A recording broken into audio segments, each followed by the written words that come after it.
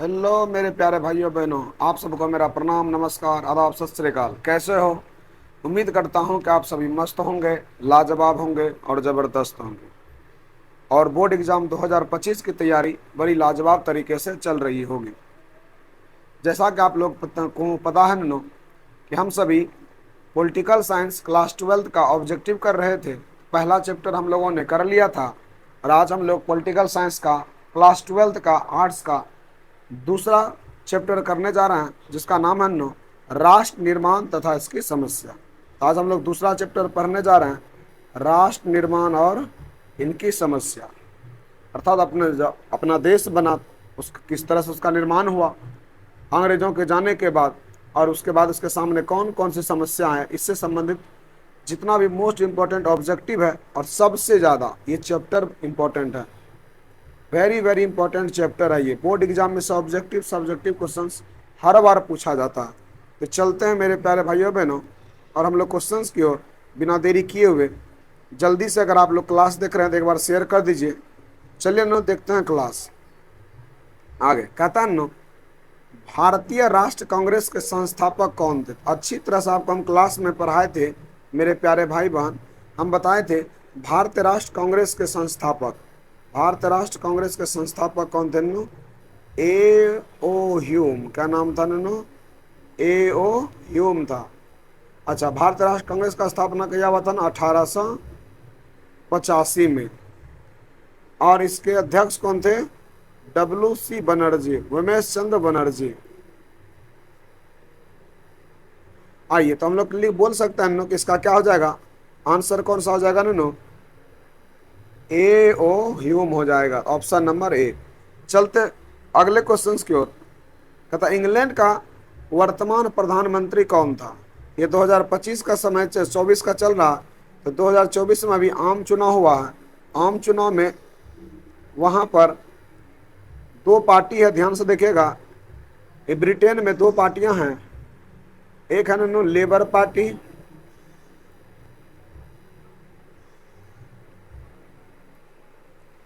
और दूसरा क्या नो कंजर्वेटिव पार्टी। कंजर्वेटिव पार्टी क्या नो? Conservative party.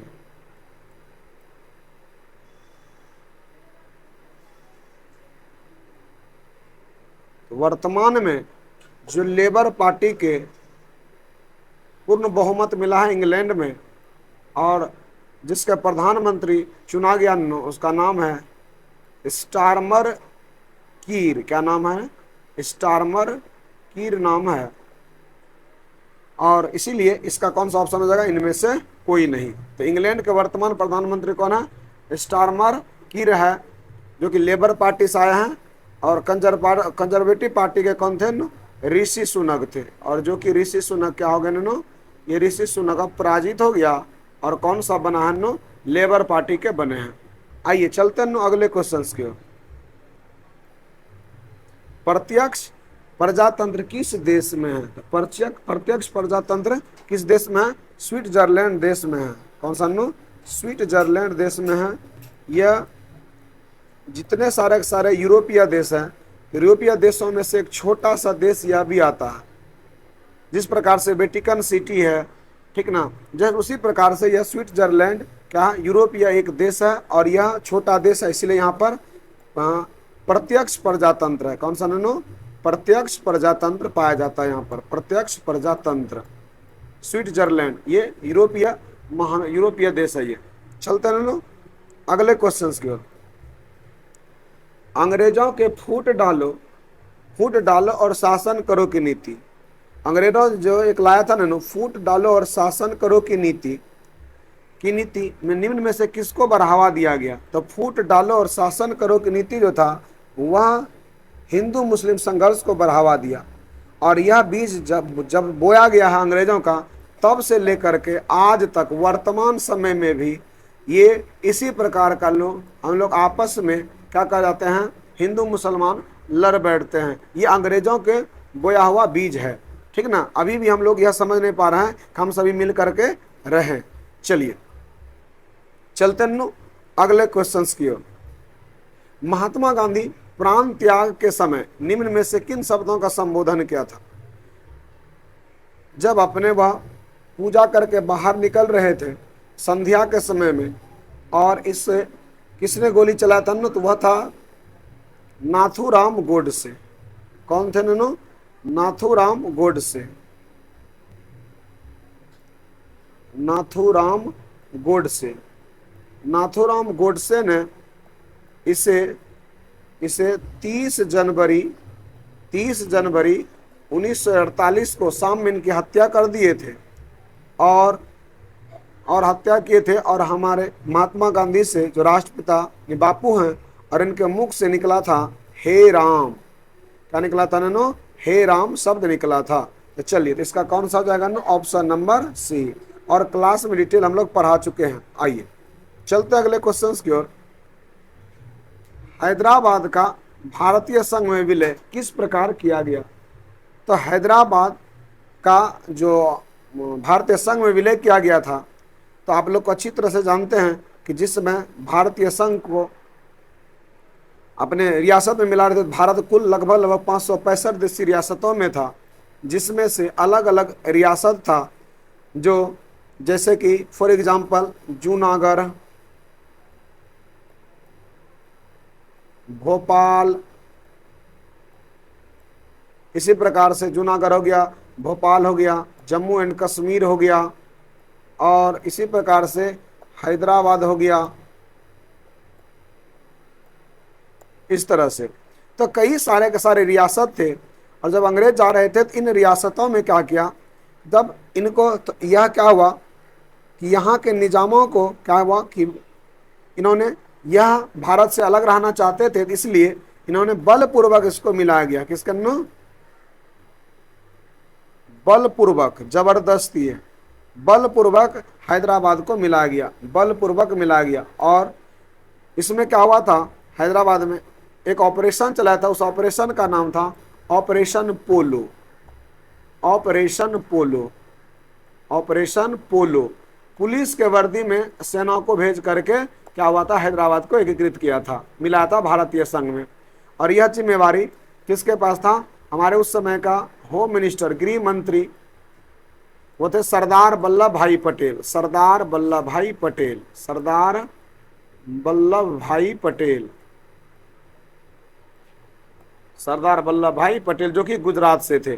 तो चलिए, इसीलिए जैसे भोपाल का क्या हुआ, जनमत संग्रह करवा लिया, जबकि राजा हरि सिंह क्या हुआ, कश्मीर का वह एक अलग सा राज्य बना कर रखना चाह रहे थे, और भोपाल भी इस तरह से भारत में विलय हो गया। तो हम कह सकते हैं हैदराबाद का भारतीय संघ में विलय किस तरीके से हुआ था? तो बलपूर्वक किया गया था, और उसका नाम था ऑपरेशन पोलो। चलिए चलते अगले क्वेश्चन की ओर। भारत में सुदूर पूर्व क्षेत्रों के पुनर्गठन किस संशोधन अधिनियम के द्वारा किया गया? तो भारत में सुदूर पूर्व क्षेत्रों का पुनर्गठन, सुदूर पूर्व क्षेत्रों का पुनर्गठन किस संशोधन अधिनियम के द्वारा किया गया? तो हम लोग अच्छी तरह से जानते हैं 27वां संविधान संशोधन अधिनियम 1972, सुदूर पूर्व क्षेत्र। आइए, तो किसमें किया गया ननो? किस संशोधन के तहत? 27वां संविधान संशोधन 1972 के माध्यम से किया गया। 27वां संविधान संशोधन अधिनियम 1972 में इसमें कौन सा नो? नॉर्थ ईस्ट, यानी कि सुदूर पूर्व क्षेत्र, नॉर्थ ईस्ट, जितने सारे नॉर्थ ईस्ट क्षेत्र है उसका क्या करना था ना, उसका पुनर्गठन का प्रावधान किया गया था। तब नॉर्थ ईस्ट में आप लोग अच्छी तरह से जानते हैं, चाहे वो अरुणाचल प्रदेश हो जाए, मणिपुर हो जाए, मिजोरम हो जाए, त्रिपुरा हो जाए, और इस तरह से असम हो जाए, तो ये सारे के सारे नॉर्थ ईस्ट में 7 सिस्टर जो राज्य है, इनके बारे में दिया गया था। आइए हम लोग चलते हैं ननू। कहता द्विराष्ट्र सिद्धांत का प्रतिपादन किस दल या संगठन में, द्विराष्ट्र सिद्धांत का प्रतिपादन किस दल या संगठन से संबंधित है? तो द्विराष्ट्र तो किससे था ननू? तो आप लोग अच्छी तरह से जानते हैं, मुस्लिम लीग। द्विराष्ट्र सिद्धांत किससे था ननू? मुस्लिम लीग से। जानवे करते थे मुस्लिम लीग, मोहम्मद अली जिन्ना, अच्छी तरह से इसको जानते थे वाकिफ। ऐसे मोहम्मद अली जिन्ना, ठीक ना। तो मुस्लिम लीग का ही क्या मेन मोटो था नो, द्विराष्ट्र सिद्धांत का प्रतिपादन, ठीक ना। आइए, और इसी सिद्धांत के तहत क्या हो गया नो, भारत और पाकिस्तान, ध्यान में करते हैं, भारत और पाकिस्तान क्या एक अलग अलग मुल्क बन गए, भारत और पाकिस्तान। चलते हैं नो अगले क्वेश्चन की ओर। अगला क्वेश्चन क्या है, निम्नलिखित में से कौन भारतीय संघ व्यवस्था की विशेषता नहीं है। तो भारतीय संघ व्यवस्था, अच्छा, तो भारतीय संघ व्यवस्था का विशेषता क्या नो, देखना कि जो भारतीय यूनियन है तो इसका क्या विशेषता नहीं है, नोटिस कीजिएगा ना, कौन सा विशेषता नहीं है। तो हम लोग अच्छी तरह से पढ़ चुके हैं नो, यहाँ पर भारत में कौन सा नो, दोहरी नागरिकता, कौन सा नो, यहाँ पर भारत में दोहरी नागरिकता की व्यवस्था, ये व्यवस्था नहीं है। अच्छा, शक्तियों का विभाजन है, सेपरेशन ऑफ पावर है, यहाँ भी स्वतंत्र न्यायपालिका है, क्योंकि यहाँ तो सरकार के तीनों अंग, कार्यपालिका, न्यायपालिका और विधायिका, तीनों क्या नो स्वतंत्र कर दिया गया। संविधान की सर्वोच्चता यहाँ, यानी संविधान ही सब कुछ है यहाँ पर, ये तो है, इसका मतलब ये सारे के सारे भारत में हैं। तो कौन सा नहीं है, बस अपवाद स्वरूप क्या था नो, जम्मू कश्मीर राज्य में, जम्मू कश्मीर राज्य में, जम्मू कश्मीर राज्य में जो है क्या होगा नो, ये दोहरी नागरिकता का प्रावधान था, दोहरी नागरिकता का प्रावधान था, ध्यान से सुनिएगा। लेकिन जब वहां पर अनुच्छेद 370 और 35A को जब हटाया तो वहां से अब यह दोहरी नागरिकता का प्रावधान खत्म हो गया, अर्थात अभी पूरे संपूर्ण भारत में केवल और केवल एकल नागरिकता प्रावधान है। कौन सा नो, एकल नागरिकता, कौन सा, एकल नागरिकता। इस तरह से हम कह सकते हैं कि यानी कि निम्नलिखित में से कौन भारतीय संघ व्यवस्था का, तो यहाँ दोहरी नागरिकता नहीं है, यहाँ एकल नागरिकता है, यहाँ शक्तियों का विभाजन है, स्वतंत्र न्यायपालिका है, न्याय व्यवस्था है, संविधान की सर्वोच्चता है। इस प्रकार से हम कह सकते हैं ऑप्शन नंबर कौन सा हो गया, गलत है, इसका ए होगा। चलिए चलते हम लोग, भारतीय संघ व्यवस्था में किससे अधिक शक्तियां प्राप्त है। तो भारतीय संघ व्यवस्था में सबसे ज्यादा अगर किसी को प्राप्त है तो वह कौन है, केंद्र को, कौन है नो, केंद्र को। तो केंद्र सरकार को सबसे ज्यादा शक्तियां प्राप्त है। आप लोग अच्छी तरह से जानते हैं भारतीय संघ व्यवस्था को, इसमें यानी कुछ विषय पर क्या करता है, केंद्र सरकार कानून बनाती है, तो आप लोग जानते हैं इस तरह से। तो केंद्र सरकार हो गया इसका आंसर। तो भारतीय संघ व्यवस्था में कितने अधिक, किसे अधिक शक्तियां प्राप्त है, केंद्र को। और आप इससे भी अनुमान लगा सकते हैं नो, हम आपको बता दिए हैं कि देश में जो है कि अलग अलग विषयों पर कानून बनाने का अधिकार का क्या कर दिया, बंटवारा कर दिया गया। इसमें से क्या है नो, जिस प्रकार से देखिएगा, तो 3 सूची है, तो 3 सूची में जैसे हम लोग बता सकते हैं, पहला जिस तरह से संघ सूची, और इसी तरह से राज्य सूची और समवर्ती सूची। तो जब ज़्यादा से ज़्यादा चीज़ों पर कानून बना सकते हैं, नियम बना सकते हैं, तो वह क्या हो गया, ज़्यादा पावरफुल हो गया। हम कह सकते हैं संघ सूची पर अभी वर्तमान का अगर परिप्रेक्ष्य में देखा जाए तो संघ सूची पर केंद्र सरकार को, अर्थात कितने विषय हैं वर्तमान में, 100 विषयों पर यह कानून बना सकती है। और राज्य सरकार क्या करती है, 61 विषयों पर कानून बना सकती है। और समवर्ती सूची जो होता है, समवर्ती सूची में यानी कि जिसमें केंद्र और राज्य दोनों मिलकर कानून बनाएगा, वह 52 विषयों पर, इस तरह से 100 विषय पर बना सकता है केंद्र सरकार ने, राज्य सरकार ने 61 विषय पर, और दोनों मिल करके 52 विषयों पर। तो हम कह सकते हैं इस तरह से कि यह भारतीय संघ व्यवस्था में सबसे अधिक शक्तियां, अगर जब ज़्यादा से ज़्यादा विषयों पर कानून बना सकती है, तो इसलिए ज़्यादा पावर किसको दिया गया नो, केंद्र को दिया गया। चलते हैं आगे, किस राज्य को हाल में विभक्त कर भारत के 29वें राज्य के रूप में तेलंगाना की स्थापना की गई है। हालांकि यह अभी वर्तमान में राज्यों की संख्या 28 है, वर्तमान में राज्य की संख्या 28 है, और ये राज्य की संख्या वर्तमान में 28 है 2024 में। और उसके बाद 8 केंद्र शासित प्रदेश हैं, 8 केंद्र शासित प्रदेश हैं, 8 केंद्र शासित प्रदेश। लेकिन ये 2018 का क्वेश्चन आया हुआ बोर्ड एग्जाम में, तो उस समय नया नया जो राज्य बना था, 29वां राज्य बना था, वह कौन था ननू, वह आपका था किस राज्य को हाल में विभक्त करके, तो किस राज्यों को हाल ही में विभक्त करके भारत के 29वें राज्य के रूप में, अच्छा, तेलंगाना को विभाजित किया गया था, तेलंगाना बनाया गया था। अच्छी तरह से आपको पता है आंध्र प्रदेश को, किसको ननू, आंध्र प्रदेश को तेलंगाना का स्थापना की गई, आंध्र प्रदेश। अब देखिए तो ननू, अब आते हैं हम लोग आंध्र प्रदेश। देखिए आंध्र प्रदेश ये तेलंगाना बना था, ये क्या था ननू, 2 जून 2014 को, 2 जून 2014 को बना था। चलिए ननू अगले क्वेश्चन की ओर चलते हैं। केंद्र राज्य संबंधों में प्रमुख अड़चने क्या रही है, केंद्र और राज्य संबंधों में प्रमुख अड़चने क्या रही है, तो इसके बारे में आपको अच्छी तरह से पता है। तो क्या होगा ना, राज्यपाल की भूमिका देखते करते हैं कि राज्यपाल का भूमिका अलग अलग राज्यों में, जब केंद्र सरकार का ये राष्ट्रपति द्वारा प्रसाद पर्यंत पद है, इसलिए अपने मन मुताबिक राज्यपाल की नियुक्त कर देता, तो इसलिए पहला कारण तो ये हो गया। दूसरा अनुच्छेद 356 का इस्तेमाल, और साथ ही साथ में राज्यों के केंद्र पर निर्भरता, और राज्य क्या करता, सारा टैक्स अपना जमा कर देता है केंद्र को, और तब उसके बदले उसको मिलता है। इसका मतलब हम कह सकते हैं इनमें से क्या होगा, सभी, इसी लेकर के दोनों में क्या होता है, मनमुटाव होता है। चलिए अगले क्वेश्चन को चलते हैं।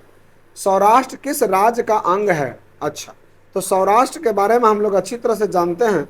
सौराष्ट्र जो राज्य है वह किसका अंग है, तो हम लोग पढ़े थे सौराष्ट्र अंग कहाँ का पड़ता है, गुजरात में आता है। कहाँ आता है, सौराष्ट्र आता है गुजरात में। ये किसका भाग है, गुजरात का भाग है सौराष्ट्र। चलिए अगर गुजरात का राजधानी पूछ ले तो कौन होगा, गांधीनगर। गुजरात की राजधानी अगर पूछ ले तो कौन है, गांधीनगर। और अपने गुजरात से ही मोदी जी हमारे देश के प्रधानमंत्री हैं। चलते हैं अगले क्वेश्चन की ओर। संविधान के किस अनुच्छेद में केंद्र और राज्यों के बीच विधायी संबंधों का उल्लेख है, अच्छा, विधायी संबंधों का उल्लेख किस में है, तो संविधान के किस अनुच्छेद में, अच्छा पूछेगा कौन सा आर्टिकल में केंद्र और राज्यों के बीच विधायी कानूनी संबंधों का उल्लेख है। तो आप लोग को अच्छी तरह से पता है अनुच्छेद 245 से 255, क्या होगा, 245 से 255 में विधायी शक्तियां केंद्र और राज्यों के बीच का उल्लेख है। चलते हैं अगले क्वेश्चन की ओर। बजट का संबंध किस पक्ष के साथ है, बजट का संबंध किस पक्ष के साथ है, तो बजट का संबंध होगा आय और व्यय दोनों से। तो क्या कह सकते हैं, आय और व्यय, यानी हो गया आय और व्यय दोनों के साथ हो जाएगा, यानी इनकम और खर्च दोनों से हो जाएगा, ठीक है, बजट। चलते हैं अगले क्वेश्चन की ओर। क्या भारत में वित्त आयोग का कार्यकाल कितना होता है, तो भारत में कौन सा आयोग, वित्त आयोग का कार्यकाल, तो वित्त आयोग का कार्यकाल कितने वर्षों का दे दिया गया, वित्त आयोग का भी कार्यकाल 5 वर्षों का होता है। वित्त आयोग का भी कार्यकाल कितना होता है, 5 वर्षों का होता है। अभी जैसा आपको पता, अगर आपसे पूछेगा वित्त मंत्री कौन है, अगर आपसे पूछ दे वर्तमान में वित्त मंत्री कौन है, तो आप क्या कहेंगे, मारेंगे निर्मला सीतारमन। कौन सा, निर्मला सीतारमन। चलिए तो वित्त आयोग का कार्यकाल कितना वर्षों का हो रहा है, 5 वर्षों का होता है। तो हम लोग पढ़ लिए ना। अब आगे बढ़ते हैं अगले क्वेश्चन के। नवोदित राष्ट्र का सबसे पहला कार्य होता है, अच्छा, नवोदित नए राष्ट्र का जो है सबसे पहला कार्य क्या होता है, जो नए नए राष्ट्र क्या करना, तो नवोदित राष्ट्र जो होता है राज्य, उसका सबसे पहला काम है राष्ट्र निर्माण करना, देश का निर्माण करना, राष्ट्र निर्माण करना। आइए तो नवोदित राष्ट्र का सबसे पहला कार्य। चलता अगले क्वेश्चन की ओर। कहता है पंडित जवाहरलाल नेहरू प्रथम प्रधानमंत्री के रूप में शपथ निम्नलिखित में से किस स्थान पर लिया, तो पंडित नेहरू ने किस स्थान पर लिया था, तो ये लाल किले पर लिए थे। कहाँ लिए थे नैनो, लाल किले, दिल्ली का जो लाल किला है वहां पर इन्होंने क्या किए थे, पहली बार शपथ लिए थे। और आपको अच्छी तरह से पता है जब पहली बार आम चुनाव हुआ था, तो आम चुनाव जब हुआ तो 1952 में हुआ था, जिसमें भारतीय राष्ट्र कांग्रेस को बहुमत मिला था, भारतीय राष्ट्रीय कांग्रेस को बहुमत मिला था, भारतीय राष्ट्र कांग्रेस को बहुमत मिला था, जिसके प्रधानमंत्री, जिसके पीएम कौन बने थे, पंडित नेहरू। प्रधानमंत्री कौन बने थे, पंडित नेहरू, और जिसने क्या किया था इन्होंने, संसद भवन में नहीं बल्कि क्या हुआ था, लाल किले में जाकर के इन्होंने शपथ लिए थे, लाल किले पर। जबकि वर्तमान में क्या होता, संसद भवन में शपथ लिया जाता है। चलिए चलते हैं अगले क्वेश्चन की ओर। अगला क्वेश्चन है, देखिए ना क्या है कि विविधता में एकता का सिद्धांत निम्नलिखित में से किस देश का प्रमुख सिद्धांत है। हालांकि विविधता में एकता शब्द जो है सबसे पहले किस यह यूज किया था पंडित नेहरू ने। किसने नो, पंडित नेहरू। पंडित नेहरू भारत के प्रथम प्रधानमंत्री थे, भारत के प्रथम प्रधानमंत्री थे। और पंडित नेहरू ने क्या किया था देखा गया भारत में अलग अलग जाति, अलग अलग धर्म, अलग अलग भाषा, अलग अलग भाषाओं के आधार पर क्या किया गया यहाँ पर देख रहा, फिर भी हम सभी क्या हैं कि एक हैं। तो अगर हम सभी एक हैं तो इसलिए करके यह सिद्धांत कहाँ का था ये भारत का सिद्धांत है। चलते अगले क्वेश्चन की ओर। अगला क्वेश्चन क्या देखिए, आइए क्या है क्वेश्चन, कहता है भारत में लोकतंत्र की बहाली के बाद, भारत में लोकतंत्र की बहाली के बाद भारतीय नागरिकों को अधिकार प्राप्त हुए। अच्छा, तो जब लोकतंत्र बहाल हुए तो भारत में अधिकार कौन मिला, तो आपको अच्छी तरह से पता होना चाहिए क्या था कि हम लोगों को मौलिक अधिकार भी मिला। जैसा कि आप लोग जानते हैं कि मौलिक अधिकार हम लोगों को अनुच्छेद 12 से 35 तक में दिया गया है, अनुच्छेद 12 से 35। इस तरह से हम लोगों को मतदान का भी अधिकार प्राप्त हुआ, यानी वोट देने का 18 से प्लस जितना है, तो 18 प्लस युवाओं को क्या कर दिया, युवा हो या युवती हो, उनको वोट देने का अधिकार है, अपने प्रतिनिधियों का चुनने का अधिकार है। अच्छा, जन प्रतिनिधि चुनने का अधिकार, यानी कि हम अपने मन से किसी भी प्रतिनिधि को चुन सकते थे। हम कह सकते हैं कि इनमें से क्या हो जाएगा सभी हो जाएगा। तो सॉरी, आगे हम लोग चलते अगले क्वेश्चन की ओर। कहता भारत सरकार विविध कल्याणकारी योजनाओं को लागू किसके माध्यम से करता है।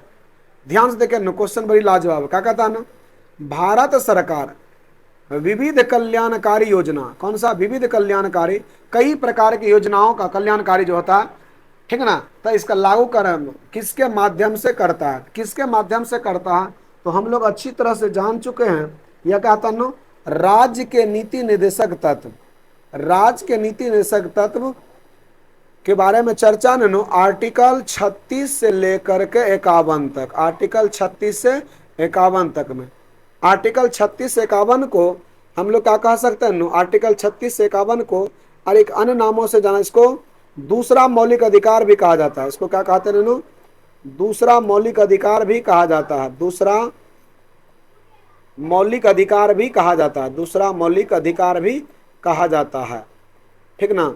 इसमें से क्या कहता है तो अब इसमें सरकार अगर पैसे वाले हो गए, सरकार के पास पैसा हो गया, तो वह क्या कर सकता है कि उसके लिए विभिन्न कल्याणकारी कार्य कर सकती है। जैसे एग्जाम्पल के लिए, जैसे मान लेते हैं कि पहले क्या था शिक्षा का जो अधिकार था वह हम लोगों का मौलिक अधिकार नहीं था, शिक्षा का अधिकार जो था वह मौलिक अधिकार नहीं था। बाद में क्या कर दिया गया, जब हर एक राज्यों के पास पैसा हुआ, अलग अलग राज्यों के पास, तो उन्होंने क्या किया कि शिक्षा का अधिकार को, अपने देश के पास पैसा हुआ तो उन्होंने शिक्षा का अधिकार को कौन सा अधिकार बना दिया, मौलिक अधिकार बना दिया। इसका मतलब राज्य के नीति निषेध के सिद्धांतों के माध्यम से कल्याणकारी कार्य होता है, ठीक है ना। जैसे पंचायती राज व्यवस्था हो गया, ठीक ना। तो इस तरह से क्या हुआ कि हम लोग आगे बढ़ते हैं अगले क्वेश्चन की ओर। चलिए, माउंट बेटन योजना का संबंध निम्नलिखित में से किससे है, तो लॉर्ड लुई माउंट बेटन, तो लॉर्ड लुई माउंट बेटन योजना का संबंध निम्नलिखित में से किससे है।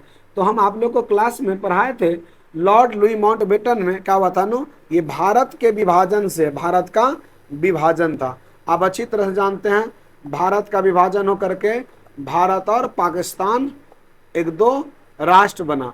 और आप लोग को अच्छी यह भी पता है कि पाकिस्तान 14 अगस्त 1947 को यह देश आज़ाद हुआ, जबकि हम लोग 15 अगस्त 1947 को आज़ाद हुए, 15 अगस्त 1947 को हम सभी आज़ाद हुए, ठीक ना। तो इसीलिए आपसे पूछेगा लॉर्ड माउंट बेटन योजना का संबंध निम्नलिखित में से किससे है, तो क्या बोलेंगे, भारत का विभाजन से है, ठीक ना। आइए चलते हैं अगले क्वेश्चन की ओर। अगला क्वेश्चन क्या है, भारत विभाजन के लिए 1947 में बनी विभाजन समिति का अध्यक्ष निम्नलिखित में से किससे बनाया गया था?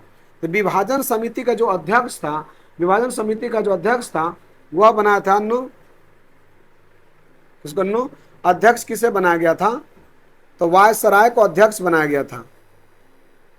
तो भारत विभाजन के लिए 1947 में बनी, 1947 में जो बनी, और क्या कहता है ना उसको, जो समिति का अध्यक्ष जो हेड बनाया गया था, समिति का अध्यक्ष, समिति के जो अध्यक्ष के जो निम्नलिखित में से किसे बनाया गया था?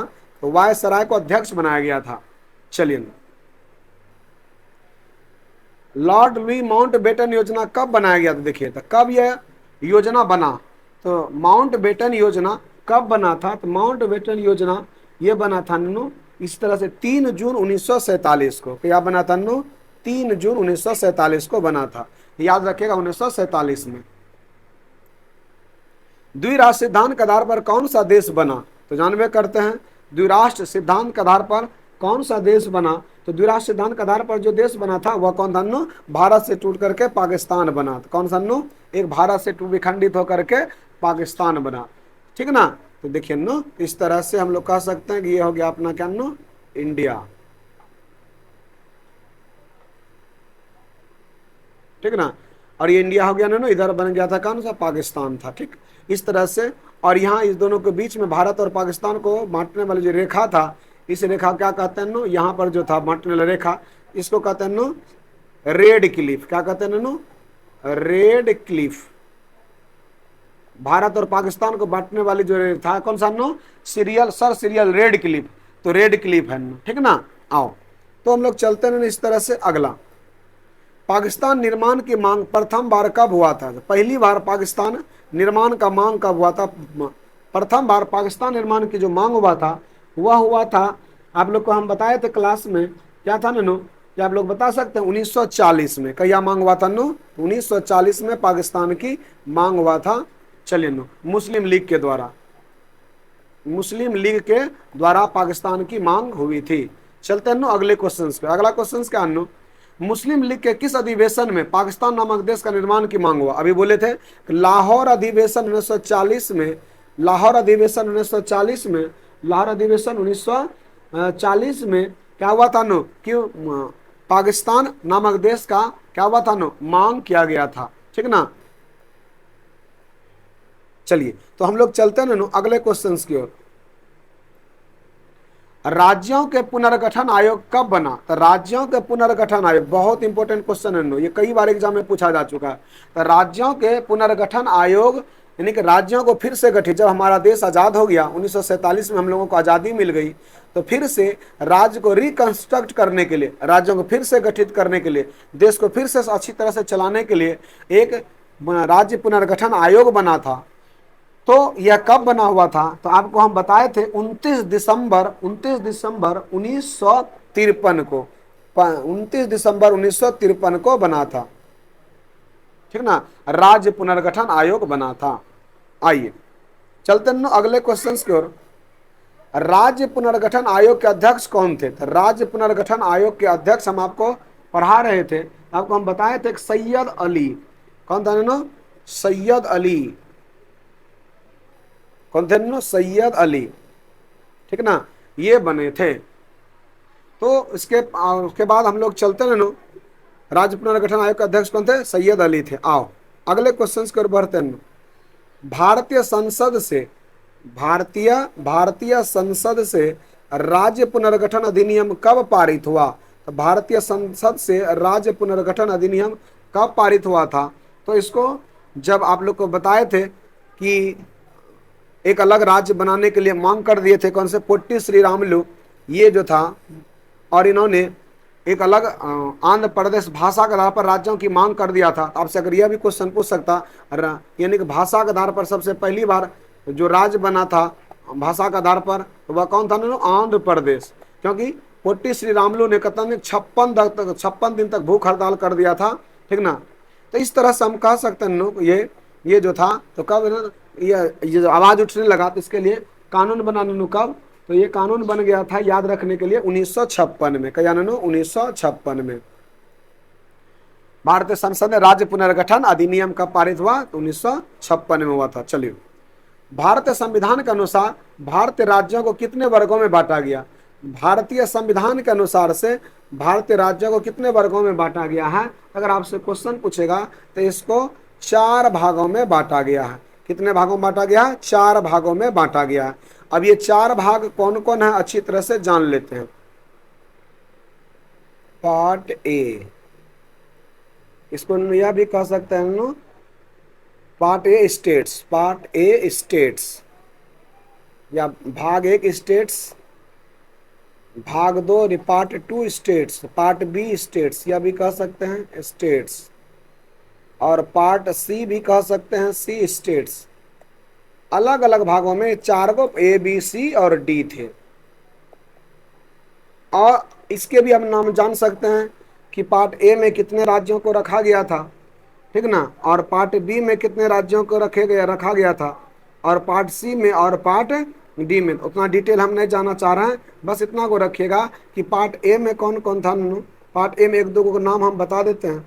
पार्ट ए, जो ब्रिटिश भारत के पूर्व गवर्नर द्वारा शासित प्रांत थे, ब्रिटिश भारत के पूर्व गवर्नर द्वारा जो शासित प्रांत थे उन पर राष्ट्रपति द्वारा नियुक्त राज्यपाल क्या क्या गया कि निर्वाचित राज्य विधायिका का शासन था। उसीलिए पार्ट ए को 9 राज्यों में, जैसे हो गया कौन, अगर आपसे बोलेगा तो असम में, बिहार था, असम हो गया, बिहार हो गया, बॉम्बे, मध्य प्रदेश, ठीक ना, मद्रास, ये सारे के सारे थे।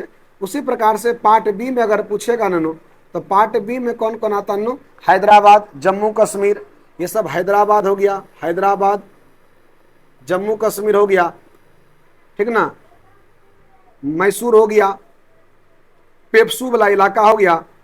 और पार्ट सी में कौन सा हो गया? भोपाल हो गया, बिलासपुर हो गया, ये भोपाल हो गया, बिलासपुर हो गया। और पार्ट डी में क्या होगा इसी प्रकार से पार्ट डी में जहां पर क्या था एक अंडमान निकोबार द्वीप समूह को रखा गया। किसको अंडमान निकोबार द्वीप समूह, अंडमान निकोबार द्वीप समूह को रखा गया, अंडमान निकोबार द्वीप समूह को। इस तरह से हम कह सकते हैं कि इसके 4 वर्ग थे। पार्ट ए स्टेट्स था, पार्ट बी, पार्ट सी तो बड़े बड़े राज्य था, जैसे असम हो गया, बिहार हो गया, ये सब का इसमें रखा गया था, ए में रखा गया था। चलते हैं अगले क्वेश्चन की।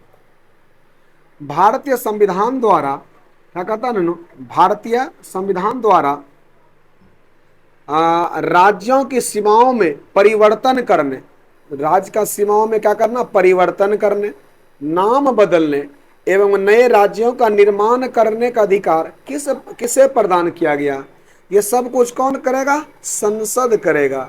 संसद में क्या गो सदन? 2 गो। तो कौन कौन एगो सदन? एगो उच्च सदन और एगो निम्न सदन, एगो उच्च सदन, एगो निम्न सदन। उच्च सदन यानी कहने का मतलब क्या हो गया? राज्यसभा, जिसे विरोधों का सदन भी कहा जाता है। और निम्न सदन, निम्न सदन कहने का मतलब क्या हो गया? निम्न सदन कहने का अर्थ होता है ये युवाओं का सदन, युवाओं का सदन। युवाओं का सदन करने का मतलब हो गया ये लोक सभा, यानी क्या हो गया? यानी निम्न सदन हो गया लोकसभा और उच्च सदन क्या हो गया? राज्यसभा। अगर पूछेगा बताइए उच्च सदन में राज्यसभा में सदस्यों की संख्या कितना होगा? 245। अगर पूछेगा निम्न सदन लोकसभा में कितना? 545, ठीक ना, 545। इस तरह से हम लोग क्या कर सकते हैं ये संसद क्या करेगी?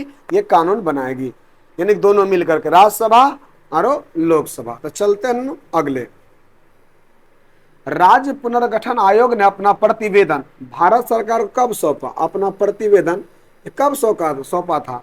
तो सरकार ने, ये आपको हम समझाए थे क्लास में, हम बताए थे 1955 में, तब जाकर के राज्य पुनर्गठन आयोग जो अधिनियम बना 1956 में बना था। ये कब हुआ था? 1955 में रिपोर्ट सौंपा था। चलते अगले क्वेश्चन की ओर। अगला क्वेश्चन क्या देखते हैं 34 नंबर का क्वेश्चन कहता है स्वतंत्रता प्राप्ति के समय भारतीय संघ में जो है राज्यों की संख्या कितनी थी? तो उस समय जो भारत राज्य था वह कितना था? स्वतंत्रता प्राप्ति के समय, जिस समय हम लोग स्वतंत्र हो रहे थे, स्वतंत्रता प्राप्ति के समय भारतीय संघ में, जो भारत का जो संघ था, जो इकाई, राज्यों की संख्या कितनी थी? तो कितना राज्य था तो तो कितना राज्य होगा नैनो, तो ये था नैनो 28 राज्य। कितना था नैनो, 28 राज्य था। आइए नैनो चलते हैं नैनो अगले क्वेश्चंस की ओर।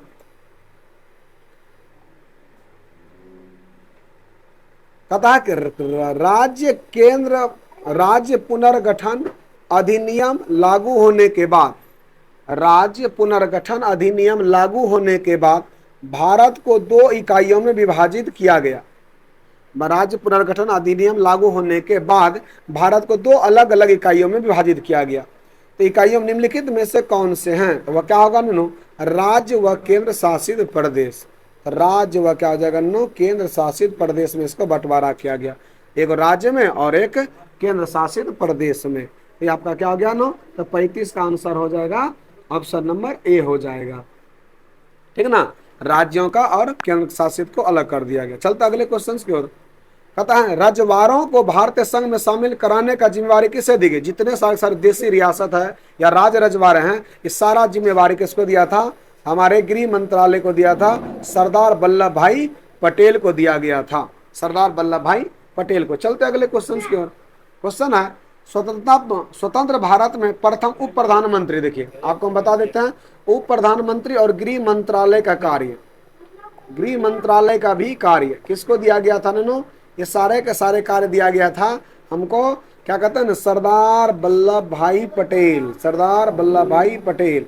ऑप्शन नंबर डी क्या होगा नो, ऑप्शन नंबर डी।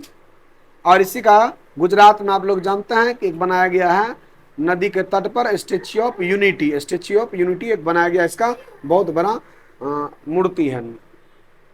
आइए फिर हम लोग चलते नैनो अगले क्वेश्चंस की ओर। क्वेश्चंस अगला क्या नैनो, अगला क्वेश्चन देखिए, कहता है स्वतंत्रता प्राप्ति के बाद निर्मित भारत सरकार में गृह मंत्रालय, अभी आपको तुरंत समझाए, गृह मंत्रालय किसे बनाया गया, तो गृह मंत्रालय किसको दिया गया था, सरदार वल्लभ भाई पटेल को दिया गया था। गृह मंत्रालय भी किसको दिया गया था, सरदार वल्लभ भाई पटेल को। चलते अगले क्वेश्चन की ओर। भारत का लौह पुरुष अगर पूछेगा, लौह पुरुष किसे कहा जाता है, तो क्या होगा नैनो, लौह पुरुष सरदार वल्लभ भाई पटेल को कहा जाता है। लौह पुरुष किसे कहा जाता है, सरदार वल्लभ भाई पटेल को कहा जाता है, ये भी आप याद रखिएगा। चलते अगले क्वेश्चन की ओर। कहता निम्नलिखित में से किस रियासत के शासक को निजाम के नाम से जाना जाता है। निम्नलिखित में से किस रियासत के शासक को निजाम के नाम से जाना जाता था, तो कि निजाम आप लोग जानते हैं हैदराबाद का, हैदराबाद का निजाम को जाना जाता है। चलिए अगले क्वेश्चन की ओर। हैदराबाद का भारतीय संघ में विलय कब हुआ था, तो आप लोग अच्छी तरह से हम क्लास में बताए थे 1948 में वह आकर के मिल गया था। 1948 में हैदराबाद को क्या कर लिया था, भारतीय संघ में विलय करा लिया गया था। चलते हैं अगले क्वेश्चन की ओर। मणिपुर रियासत का भारतीय संघ में विलय कब हुआ, याद रखेगा मणिपुर रियासत का, जो मणिपुर रियासत था इसका भारतीय संघ में विलय कब हुआ था, तो 1948 में इसका भी विलय हुआ था, 1948 में भी हुआ था। चलिए चलते अगले क्वेश्चन की ओर। कहता किस रियासत के राजा को प्रधानमंत्री कहा जाता है, किस रियासत के राजा को प्रधानमंत्री कहा जाता है, राजा हरि सिंह, आप नाम सुने होंगे राजा हरि सिंह, यानी किसको ने, जम्मू कश्मीर का राजा हरि सिंह, नाम सुने होंगे राजा हरि सिंह। चलिए तो हम लोग जम्मू कश्मीर का सुने थे। चलते अगले क्वेश्चन की ओर। कहता है जम्मू कश्मीर रियासत का भारतीय संघ में विलय कब हुआ था, तो जानवे कहते 26 अक्टूबर 1947 में, अक्टूबर 1947 में हो गया था। कब हुआ था नैनो, अक्टूबर 1947 में। और पूर्णतः यह अच्छी तरह से विलय कब हो गया था नैनो, 1948 में लोग पूरी तरह से भारत में विलय कर लिया गया था। ठीक ना, आइए चलते हैं अगले क्वेश्चन की ओर। जम्मू कश्मीर का भारतीय संघ विलय किस शर्त पर हुई थी, किस शर्त पर हुआ था, जम्मू कश्मीर के स्वायत्तता का, क्या ना, जम्मू कश्मीर के स्वायत्तता को लेकर के हुआ था, जम्मू कश्मीर के स्वायत्तता को लेकर के हो गया था कि जम्मू कश्मीर को अपना अधिकार दिया जाएगा। ठीक ना, चलिए कहता है भारतीय संविधान के किस अनुच्छेद के तहत जम्मू कश्मीर को स्वायत्तता प्रदान है, उसको स्वायत्तता जो प्रदान है किस, हम अभी तो तुरंत आप लोग को आगे पढ़ा रहे थे, आर्टिकल 370 जो कि 5 अगस्त 2019 को हमारे देश के यानी कि संसद ने कानून बना करके क्या कर दिया, ये स्वायत्ता इसका छीन लिया। ठीक ना, तो जम्मू कश्मीर को स्वायत्ता प्रदान की गई थी और जम्मू कश्मीर को 2 केंद्र शासित प्रदेश में परिवर्तित कर दिया। तो क्या ना 5 अगस्त 2019 यानी अनुच्छेद 370 को हटा दिया गया। तो 46 का ऑप्शन नंबर क्या आ जाएगा, ए हो जाएगा। चलिए चलते अगले क्वेश्चन की ओर। कहता आंध्र प्रदेश की मुख्य मांग क्या था, आप लोग को हम बता दें, पट्टू श्री रामुलु 56 दिन भूख हड़ताल करने के बाद उसका मौत हो गया था। तो वह क्या कहता, भाषा आधार पर आंध्र प्रदेश राज्य की स्थापना। अगर आपसे क्वेश्चन यह भी पूछ ले कि भाषा के आधार पर सबसे पहला राज्य कौन बना था, तो क्या बोलेंगे, हुआ था आंध्र प्रदेश था। तो चलते अगले क्वेश्चन की ओर। भाषा के आधार पर बनने वाला पहला, देखिए क्वेश्चन आ भी गया है, ये 2021 का है ये क्वेश्चन। देखिए तो कहता भाषा के आधार पर पहला राज्य बनने वाला कौन था, तो भाषा के आधार पर पहला राज्य था कौन सा, आंध्र प्रदेश। कहता भाषाई आधार पर आंध्र प्रदेश राज्य कब बना, तो भाषाई आधार पर आंध्र प्रदेश राज्य कब बना था, तो याद रखिएगा 1952 में बन के तैयार हो गया था ये भाषा आधार पर। चलते हैं अगले क्वेश्चन की ओर। कहता भाषाई आधार पर राज्यों के गठन आयोग का नाम था, राज्य भाषाई आधार पर राज्यों के जो पुनर्गठन आयोग था उसका नाम क्या था, राज्य पुनर्गठन आयोग। क्या नाम था तो 50 का क्या हो जाएगा ऑप्शन नंबर बी, राज्य पुनर्गठन आयोग हो जाएगा। इसका आंसर कौन सा होगा, राज्य पुनर्गठन आयोग। और आपको हम बताए थे कि अपना रिपोर्ट 1955 में सौंपा था और जाकर इसके लिए कानून 1956 में बन गया, राज्य पुनर्गठन आयोग अधिनियम। चलिए चलते अगले क्वेश्चन की ओर। राज्य पुनर्गठन अधिनियम लागू होने के बाद निम्नलिखित में से किसे केंद्र शासित प्रदेश के अंतर्गत नहीं रखा गया, तो किसको केंद्र शासित प्रदेश के अंतर्गत नहीं रखा गया, तो क्या होगा, हुआ था मद्रास प्रेसिडेंसी। जो मद्रास वाला इलाका था, इससे जो वर्तमान में जिसको हम लोग चेन्नई, इसको क्या हुआ केंद्र शासित प्रदेश के अंतर्गत नहीं रखा गया था। बाकी दिल्ली रखा, हिमाचल प्रदेश रखा, इसको नहीं रखा गया था। चलिए बंबई राज्य को विभाजित कर किन 2 राज्यों में स्थापना की गई, तो बंबई बट करके 2 राज्य महाराष्ट्र और गुजरात बना। महाराष्ट्र और गुजरात, महाराष्ट्र और मराठी बोलने वाले और गुजराती बोलने वाले, तो बंबई राज्य को विभाजित करके इन 2 राज्यों में स्थापना किया गया इसलिए 52 का क्या हो जाएगा 52 का हो जाएगा महाराष्ट्र और गुजरात। चलते अगला, और यह 1960 में हुआ था। क्या हुआ था 1960 में। आओ तो महाराष्ट्र और गुजरात राज्य की स्थापना कब हुई था, तुरंत आप पूछा, अभी बताया आपको 1960 में हुआ था। कब 1960 में। आइए नागालैंड राज्य निर्माण कब किया गया, तो नागालैंड राज्यों का निर्माण कब हुआ था, तो नागालैंड राज्य ये नॉर्थ ईस्ट का जो राज्य है 7 सिस्टर, तो नागालैंड राज्य आपको हम क्लास में आपको हम बड़ा बताए थे ये कब था 1963 में था। कब था जब भारत चीन युद्ध हुआ तो उसके 1 साल बाद 1962 के बाद ये नागालैंड राज्य का निर्माण 1963 में बना हुआ था। अगर नागालैंड का राजधानी पूछे तो नागालैंड का राजधानी कहाँ है कोहिमा है। ठीक ना। आइए कहता 1966 में पंजाब को विभाजित कर किन राज्यों का निर्माण किया गया, पंजाब को बांट करके किन राज्यों में किया गया, तो पंजाब और हरियाणा, पंजाबी बोलने वाले और हिंदी, तो पंजाब और क्या हो जाएगा हरियाणा, तो पंजाब और हरियाणा में विभाजित कर दिया गया। चलिए तो चलते तो 55 का क्या हो जाएगा तो 55 का ऑप्शन नंबर हो जाएगा ए, पंजाब और हरियाणा। चलते अगले क्वेश्चन की ओर। हिमाचल प्रदेश को राज्य का दर्जा कब प्राप्त हुआ, तो हिमाचल प्रदेश को राज्य का दर्जा कब प्राप्त हुआ था, तो हम बताए थे 1971 में इसको पूर्णतः राज्य का क्या हुआ दर्जा प्राप्त हुआ हिमाचल प्रदेश का। ठीक ना, हिमाचल प्रदेश का। ठीक ना। तो हम लोग चलते हैं अब प्रथम भारतीय स्वतंत्रता संग्राम कब हुआ, तो प्रथम भारतीय स्वतंत्रता संग्राम कब हुआ था, तो जानबे करते हैं। तो प्रथम भारतीय स्वतंत्रता संग्राम 1857 की क्रांति को कहा गया था। ठीक ना। चलते किसके देने, यह वीर सावरकर। आओ तो हम लोग क्या कहते हैं तो प्रथम भारतीय स्वतंत्रता संग्राम उनके द्वारा ये कहा गया था। चलिए 1857 को कहा गया था। तो चलिए 57 नंबर का याद रखेगा 1857। आओ राज्य पुनर्गठन आयोग के विषय में कौन सा कथन असत्य है, कौन सा कथन गलत है, इसको बताना है। तो इसका कौन सा कथन गलत है यह हम लोग अच्छी तरह से जानते हैं कि इसकी स्थापना 1953 में थी। यह बात बिल्कुल सही है। अच्छा, इसके रिपोर्ट के आधार पर 1966 में राज्य पुनर्गठन अधिनियम पारित न है। हम बताए थे कि यह 1956 में पारित हुआ था। राज्य पुनर्गठन आयोग अधिनियम का 1956 में पारित, ये वाला बात गलत है। तो ऑप्शन नंबर कौन सा हो जाएगा? इसका बी हो जाएगा। और ऑप्शन सी सही है, ऑप्शन डी भी सही है। सभी कथन असत्य हैं? नहीं, सभी कथन असत्य नहीं है। तो ऑप्शन नंबर कौन होगा? बी। चलिए, अभी भारत में कुल कितने राज्य हैं? अभी वर्तमान में भारत में 28 राज्य है। 28 राज्य है, जिसमें आप लोग जानते हैं बिहार है, झारखंड है, उत्तर प्रदेश है, उत्तराखंड है, हिमाचल प्रदेश है, और कई सारे के सारे, जम्मू कश्मीर तो राज्य का दर्जन है, गुजरात है, गुजरात के बाद आ जाएंगे तो महाराष्ट्र है, गोवा है, और गोवा के बाद इस तरह से केरल है, कर्नाटक है, तमिलनाडु है, आंध्र प्रदेश है, तेलंगाना है, उड़ीसा है, पश्चिम बंगाल है। ये सारे के सारे राज्य, तो कितना बोलेंगे आप? 2800। इस तरह से ये 28 राज्य है और 8 को केंद्र शासित प्रदेश। 28 राज्य और 8 केंद्र शासित प्रदेश है।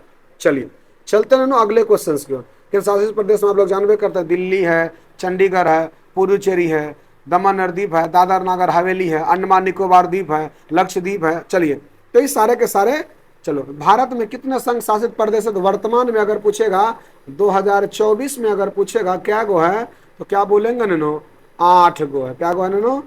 8 गो। तो केंद्र शासित प्रदेश या संघ शासित प्रदेश 8 गो। भारत में विविधता में एकता की विशेषता किसने बताई था? अभी आपको क्लास में बता रहे थे, पंडित नेहरू ने बताया था, भारत में अलग अलग जाति, अलग अलग धर्म, अलग अलग भाषा, फिर भी हम सभी भारतीय क्या हैं? एक है। तो चलिए, मैकमोहन रेखा कहाँ है? ये मैकमोहन रेखा अरुणाचल प्रदेश में, जिसको हम लोग नेफा के नाम से पहले जानते थे, ठीक ना। ये मैकमोहन रेखा भारत और चीन के बीच में विभाजन रेखा, भारत और चीन के बीच में ये लाइन खींची गई है, और ये कहाँ है ना? अरुणाचल प्रदेश में है। अरुणाचल प्रदेश का प्राचीन नाम क्या था ना? नेफा। चलिए, चलते हैं अगला क्वेश्चन। कश्मीर के पश्चिमी भाग में महाराजा हरि सिंह के खिलाफ बगावत किसने किया था? तो महाराजा हरि सिंह के खिलाफ बगावत किसने किया था? तो आपको हम 63 नंबर में बताए थे ना। 63 नंबर में क्या था कि आपको हम बताए थे, मुसलमानों ने यह बगावत कर दिया, क्योंकि यह राजा तो थे हिंदू, लेकिन वहां पर नौकरी ज्यादा से ज्यादा, राजा थे हिंदू, और इसीलिए अपने यहाँ पर नौकरी ज्यादा से ज्यादा वह किसको देते थे? हिंदुओं को देते थे। तो परिणाम स्वरूप क्या हुआ? एमएससी करके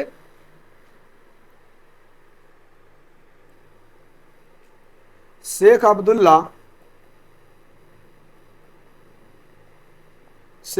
पहुंचा था, और इससे काम ही नहीं मिल रहा था, इसीलिए इन्होंने क्या किया? इसके खिलाफ लोगों को इकट्ठा किया, और इसके मुसलमानों को और महाराजा हरि सिंह के खिलाफ, ठीक ना। आइए, तो क्या ना, मुसलमानों ने किया था। आओ, क्योंकि इसके यहाँ नौकरी में ज़्यादा से ज़्यादा हिंदू थे और मुसलमानों की संख्या कम था, और ज़्यादा ही पढ़ लिख करके अलीगढ़ मुस्लिम यूनिवर्सिटी विश्व से पढ़ करके गए थे। चलो, कश्मीर के भारत में विलय पत्र पर किसने हस्ताक्षर किए? तो अच्छी तरह से आपको पता है कि राजा हरि सिंह ने किया था। अक्टूबर का महीना था 1947। तो ये कौन सा कश्मीर के भारत में विलय पर किसने किया था? तो 64 का कौन सा हो जाएगा नो? राजा हरि सिंह। चलते हैं अगले क्वेश्चन पर। सीमांत गांधी के नाम से किसे जाना था? याद रखेगा, ये पाकिस्तान के थे, और हालांकि उस समय ये भारत और पाकिस्तान एक ही था। खान अब्दुल गफ्फर खान को सीमांत गांधी के नाम से जाना जाता है। खान अब्दुल गफ्फर खान को सीमांत गांधी के नाम से जाना जाता है। ब्रिटिश भारत में राजबारों की संख्या कितनी थी? तो ब्रिटिश भारत में राजबारों की जो संख्या थी वह 565 था। राजबारों की संख्या कितना था? 565 राजबारे थे। अगर आपसे पूछेगा तो क्या आ जाएगा नो? 66 का क्या आ जाएगा? 565 रियासत थे, राजबारे थे। चलते हैं नो अगला। जैसे आप लोग को हम बताए थे कश्मीर था, जम्मू कश्मीर का, इसी तरह से हम बताए थे भोपाल था, इसी तरह से हमने बताया था जूनागढ़ बताए थे, इसी तरह से हमने हैदराबाद बताए थे, हैदराबाद, ये सारे के सारे हमने बताया था। चलते अगले क्वेश्चन को। आजादी की घोषणा के बाद निम्नलिखित में से किस रियासत ने भारत संघ में विलय, तो किस भारत संघ में विलय से इनकार कर दिया? कहता है आजादी की घोषणा के बाद, आजादी की घोषणा के बाद निम्नलिखित में से किस रियासत ने भारत संघ में विलय से इनकार कर दिया था? तो आपको अच्छी तरह से पता है, हम आपको बताए थे कि वह जो कौन था नो? हैदराबाद था। हैदराबाद के निजाम ने भारत में विलय से क्या कर दिया था? इनकार कर दिया था। चलिए, तो चलते अगले क्वेश्चन की ओर। कहता झारखंड, छत्तीसगढ़ एवं उत्तराखंड राज्य कब बना? तो झारखंड, छत्तीसगढ़ और तो उत्तराखंड राज्य कब बना? तो सबको पता है। तो अगर आपको ये अच्छी तरह जानते हैं कि बिहार से अलग हुआ था तो 15 नवंबर 2000 ईस्वी को, तो उसी इसका मतलब उसी के समय में सारे के सारे हुए होंगे। तो क्या हो जाएगा नूनू? 2000 ईस्वी में हुआ था, यानी क्या हो जाएगा? तो 68 का हो जाएगा नूनू, 68 का हो जाएगा 2000 ईस्वी में। चलिए नूनू अगले क्वेश्चन की ओर।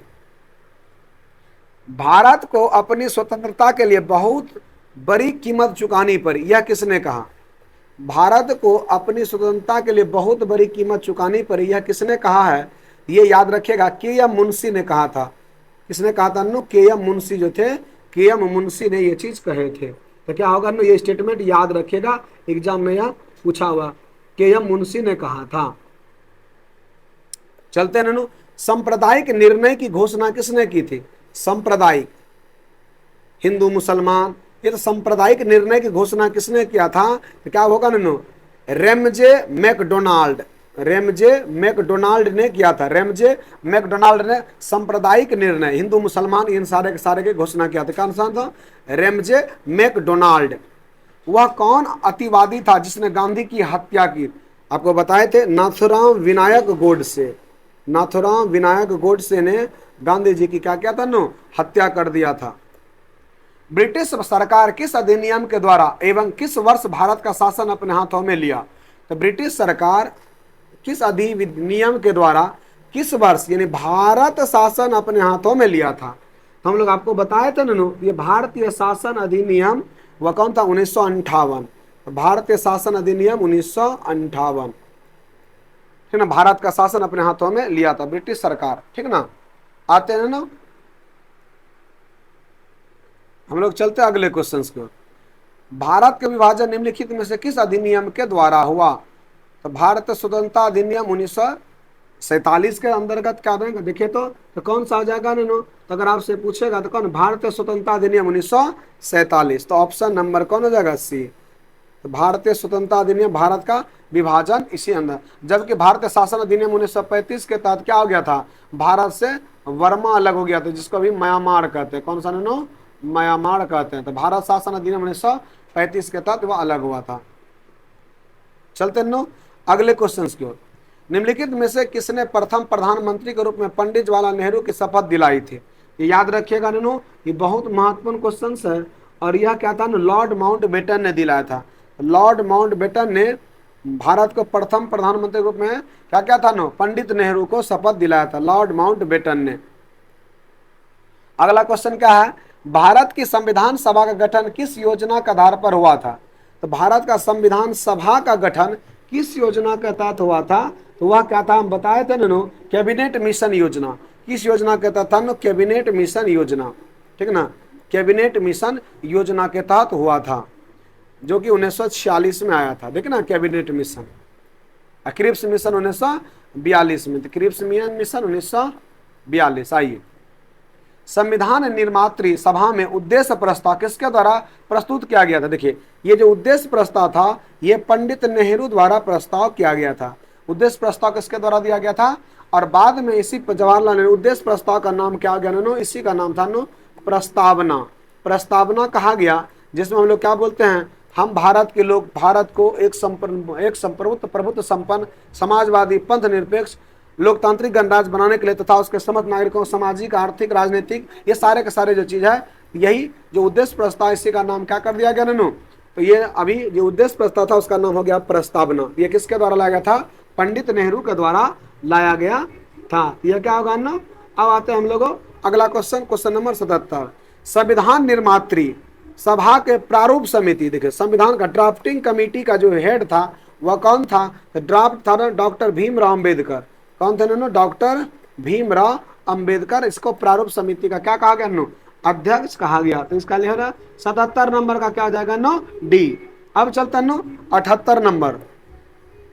भारतीय नागरिकों को कितने मौलिक अधिकार प्राप्त है? भारतीय नागरिकों को कौन सा अधिकार है? तो भारतीय नागरिकों को कितने मौलिक अधिकार हम लोगों को? 6। कितना अधिकार है? हम लोगों को 6 मौलिक अधिकार प्राप्त है। अब 6 मौलिक अधिकार कौन कौन है? ध्यान से देखिएगा। पहला समानता का अधिकार, हम सभी एक हैं, समानता का अधिकार। दूसरा पूछेगा तो स्वतंत्रता।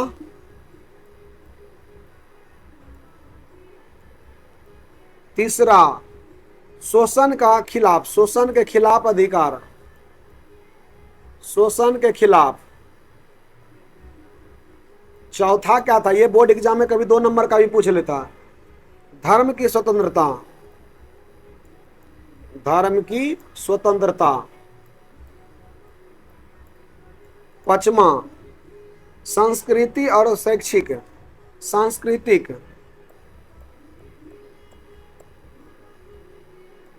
सांस्कृतिक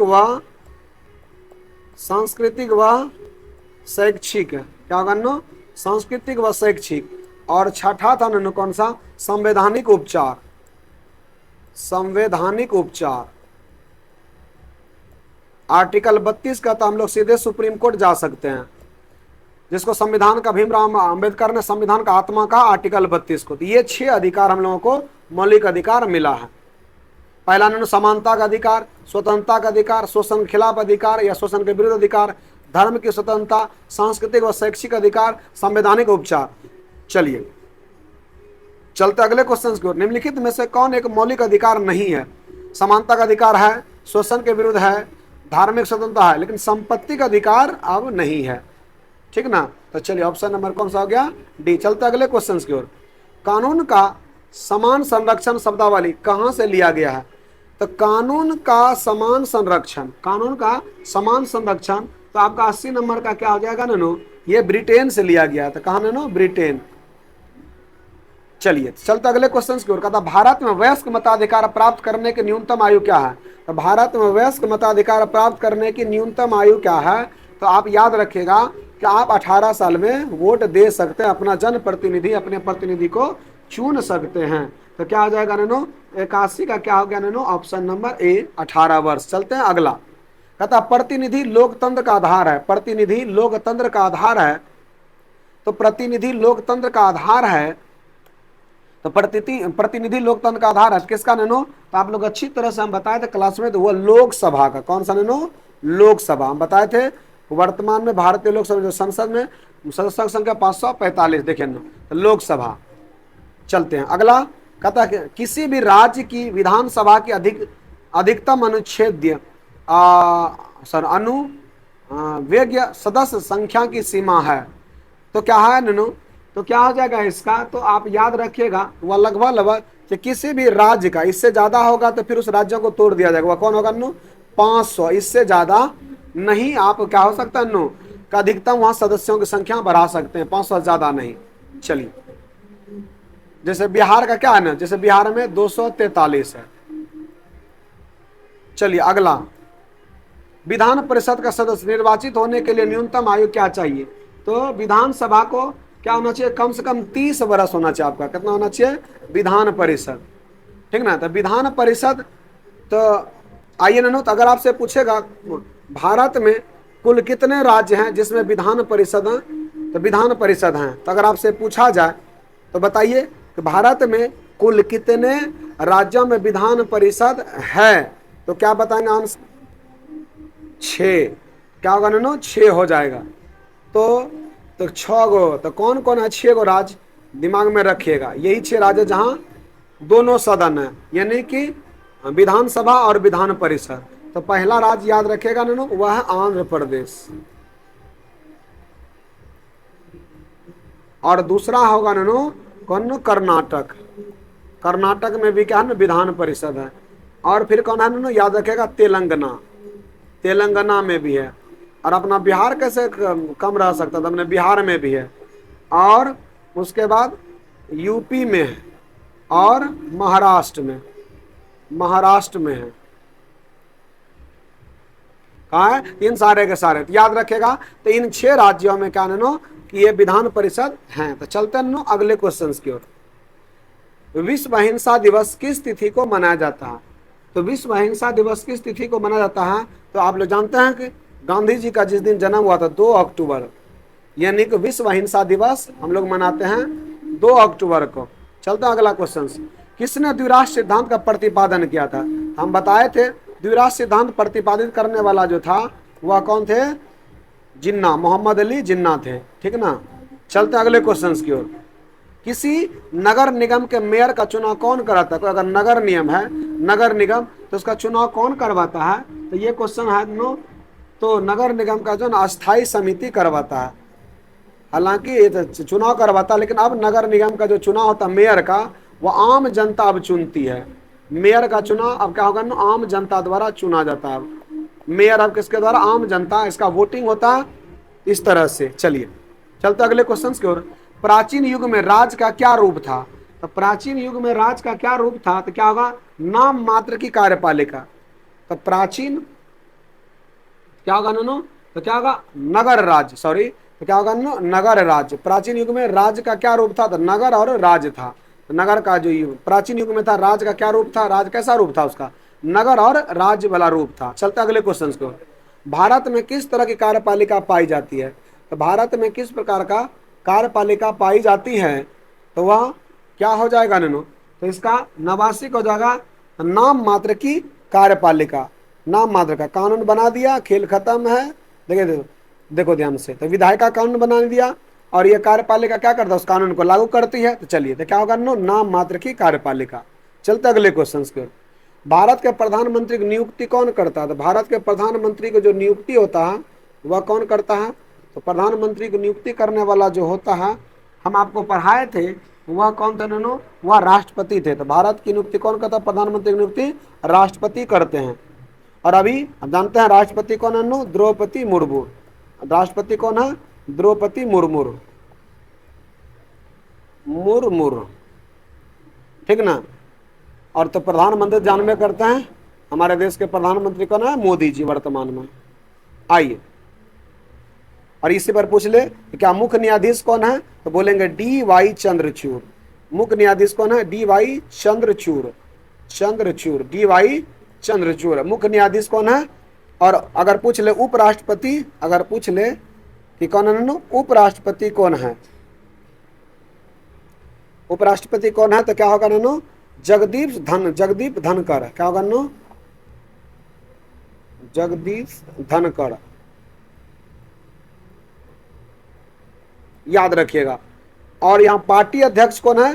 तभी JP नड्डा है। कौन है? JP नड्डा। अगर मोदी जी का पूछा जाए तो इस तरह से हम इसको आप साफ साफ लिख देते हैं। आइए ध्यान सुनिएगा। तो राष्ट्रपति कौन है नो? तो अगर आपसे पूछेगा तो द्रौपदी मुर्मू।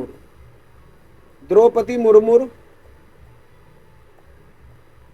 अगर पूछे उपराष्ट्रपति कौन है? तो जगदीप धनखड़। कौन होगा नो? इसका क्या हो जाएगा नो? जगदीप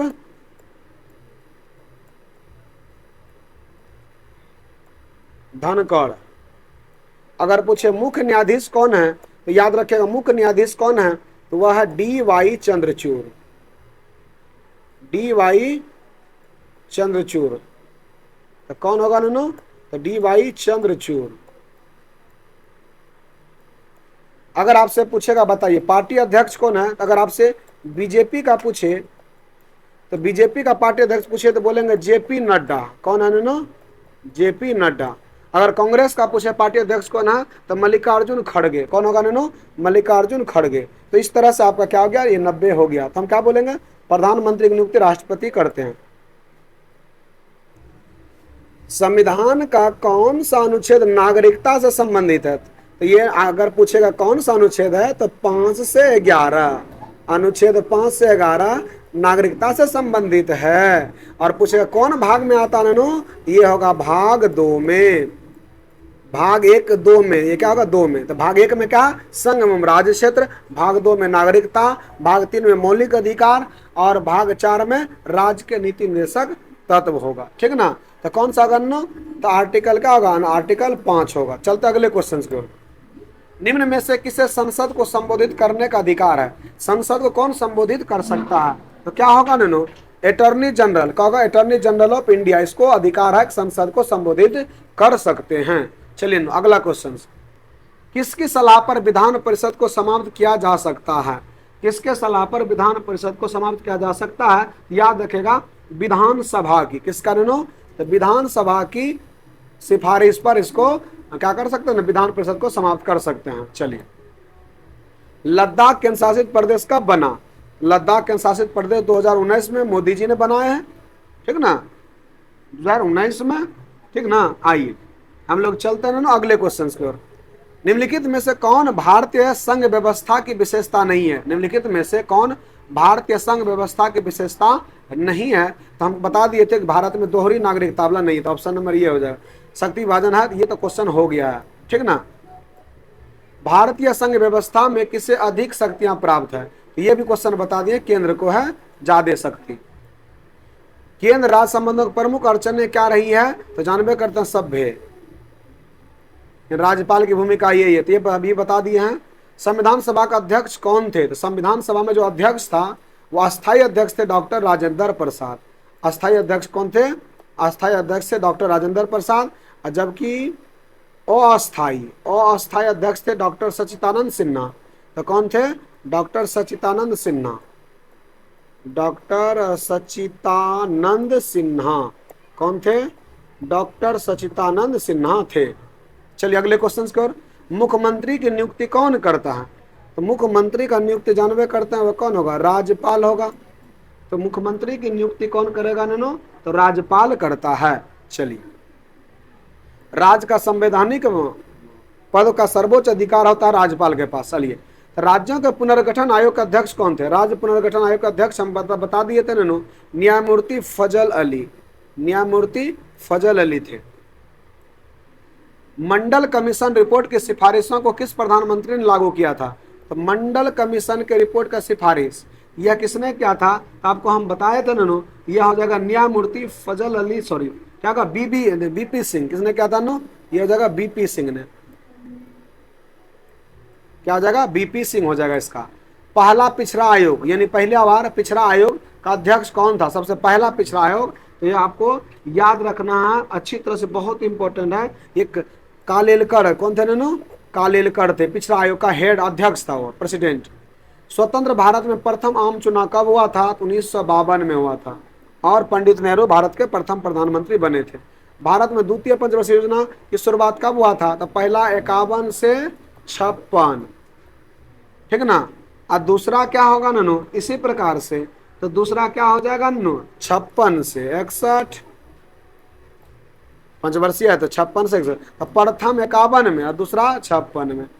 इसमें जोड़ दिया गया था कृषि पर प्रथम पंचवर्षीय योजना में, और दूसरा यह दिया गया था जोड़ किस पर नैनो? यह उद्योग पर।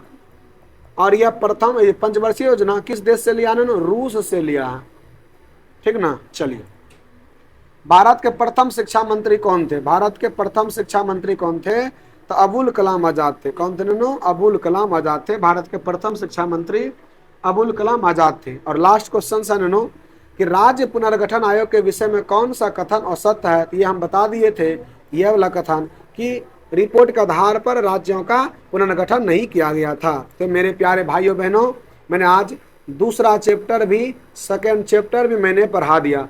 आप लोग पूरी तरह से वीडियो को देखें, बार बार वीडियो को देखें, दोस्तों को शेयर करें, लाइक करें, सब्सक्राइब करें, और अगर आपको वीडियो अच्छा लगे तो जरूर है नूनू कमेंट में लिखें सर और ऐसा ही वीडियो बनाएं, ताकि आपके भाई को ताकत मिले और अच्छी तरह से वीडियो बना सके। जय हिंद, जय भारत, मिलते हैं अगले वीडियो में।